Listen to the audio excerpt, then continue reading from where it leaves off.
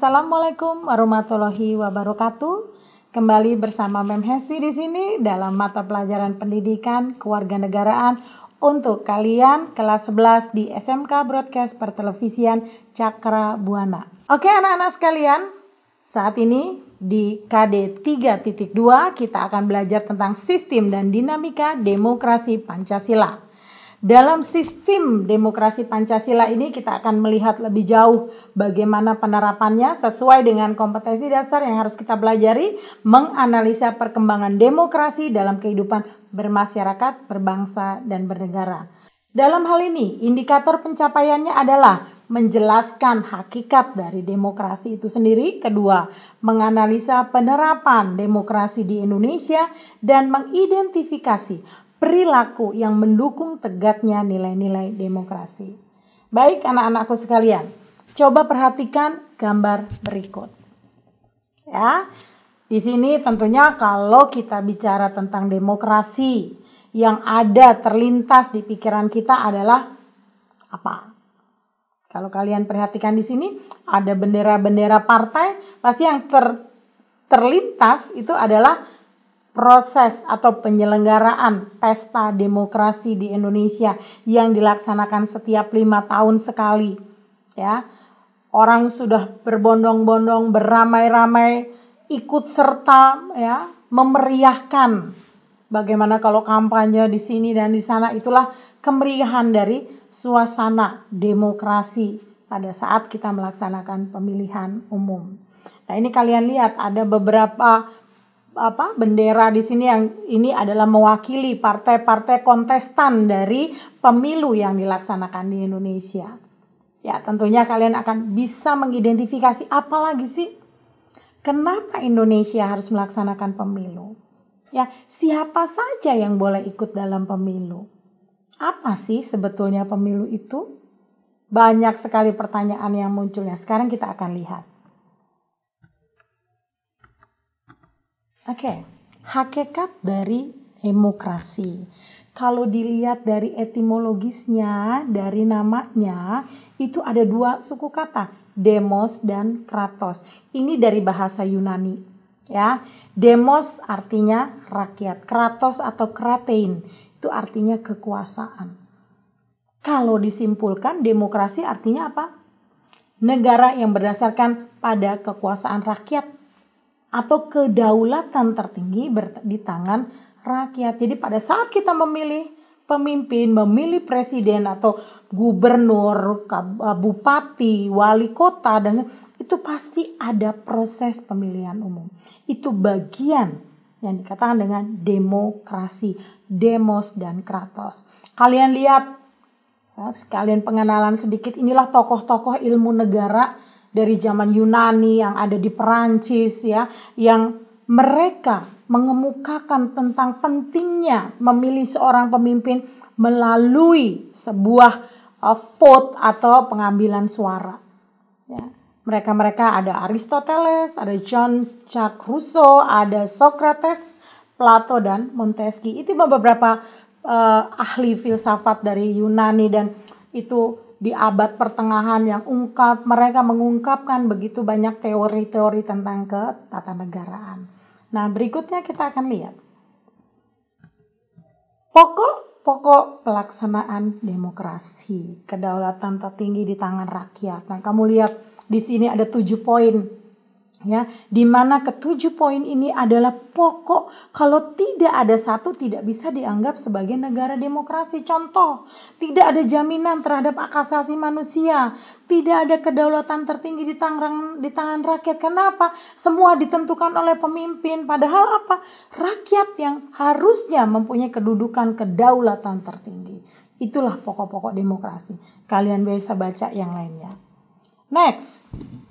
Macam-macam demokrasi. Nah, ini dilihat, ya, dilihat dari wilayahnya, bisa dilihat dari ideologinya. Kalau di sini digambarkan ada demokrasi barat atau liberal. Itu biasanya diikuti oleh negara-negara di Amerika dan di Eropa. Kemudian ada demokrasi timur atau proletar. Biasanya yang melaksanakan adalah negara-negara yang memang punya sistem pemerintahannya itu yang absolut, yang memang hanya satu partai yang berkuasa dan sebagainya, semuanya akhirnya ditentukan oleh partai yang berkuasa itu. Dan kemudian ada demokrasi tengah-tengah tuh, in the middle gitu ya.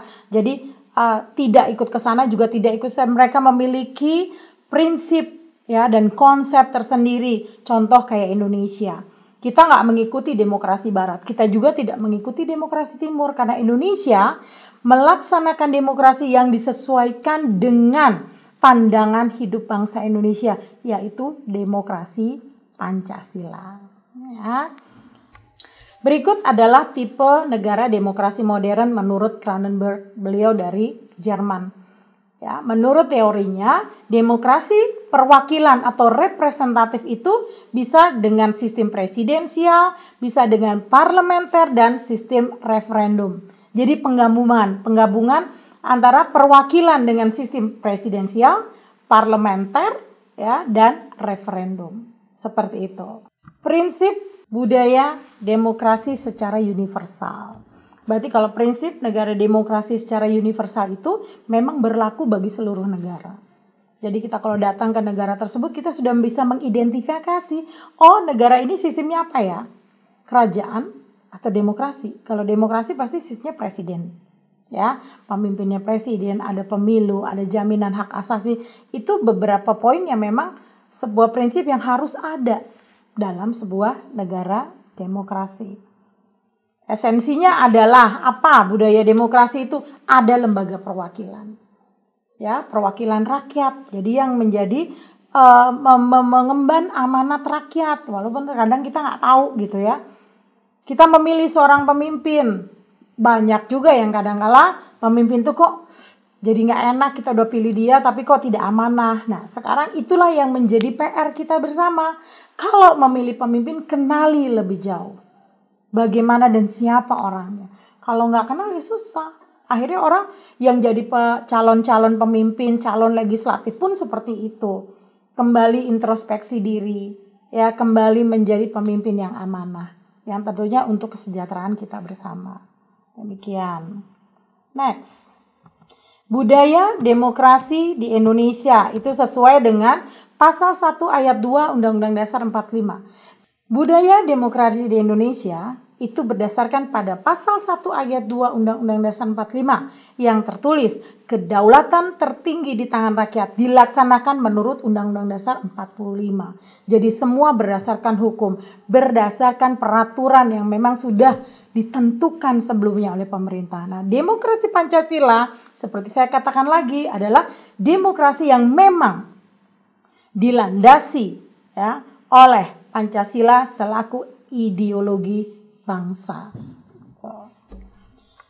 Tadi prinsip demokrasi kita sudah pahami bersama, kita sudah lihat. Nah, di sini prinsip demokrasi Pancasila ada 5 poin. Nah, inilah yang memang dilaksanakan di Indonesia yang sesuai dengan sila-sila yang tercantum di dalam Pancasila. Oke, dinamika penerapan demokrasi di Indonesia.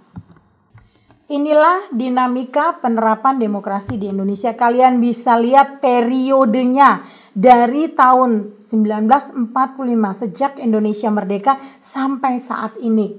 Kalian bisa lihat di keterangan berikut bahwa inilah yang berlaku. Modelnya seperti ini. Nah, nanti kita akan jelaskan, kita akan diskusikan lebih lanjut pada saat kita ada di Zoom dan di Classroom. Ini contoh, ini adalah kalau kalian perhatikan gambar presiden-presiden Indonesia. Ya, pertama presiden kita ada Insinyur Soekarno, yang kedua Soeharto. Dan ini adalah 5 presiden berikutnya yang memang terlahir atau memimpin di era reformasi.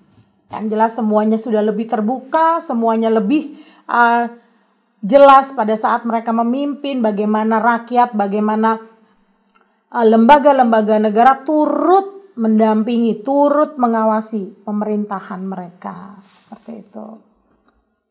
Membangun kehidupan masyarakat yang demokratis nggak hanya di kewarganegaraan, tidak harus di pemerintahan, tapi ya sikap demokratis bisa juga kita laksanakan dalam kehidupan sehari-hari. Banyak sekali, ya.